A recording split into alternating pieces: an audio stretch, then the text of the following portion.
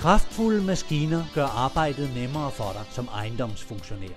Men med store kræfter følger også et stort ansvar. Vil du bruge farlige maskiner, skal du også bruge værnemidler. Smarte briller er ikke nok. En hjelm med skærm eller visir beskytter øjne og hoved meget bedre. Og når du bruger motorsav, skal du også bruge skærestøvler og skærebukser. Sådan.